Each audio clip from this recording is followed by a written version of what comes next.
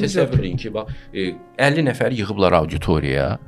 Mən bəlkə o auditoriyadan 3 nəfəri seçərdim, o biri patoloq auditoriyadan da 3 nəfəri seçib 6 nəfərlik bir auditoriya düzəldərdim və mən orada daha dərinlərə gedə bilərəm.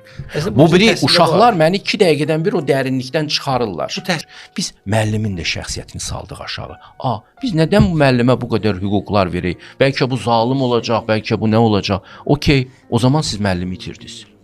Qorxursunuz müəllimə şey verməyə, hüquq verməyə ki, müəllim zalımlıq eləməyə başlayacaq. Siz müəllimi itirdiniz bugün. Müəllim çox ehtiyatlı, çox özünü sığortalayan bir varlığa çıxdı. Ümumiyyətlə fikir verirsiniz, kişilər məktəbi tərk ediblər.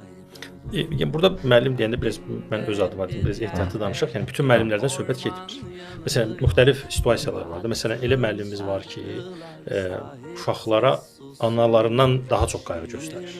Elələri də var ki, elə deyil. Amma elələri də var ki, təhsil həmişə tələbə qabağında oturan müəllimlə gerçəkləşir və müəllim öz vicdanına əsaslanıb qiymət yazır. Məsələn, hakim. Hakimlər də vicdansız ola bilirlər, rüşvət də ala bilirlər.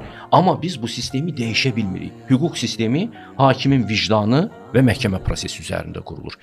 Müəllimlikdə də siz müəllimi, nətər hakimin özəl statusu var, onu daşıya bilər, daşıya bilməz ayrı məsələdir, amma status üzrə. Müəllim də müəyyən mənada hakim statusu qədər önəmlidir bizim həyatımızda.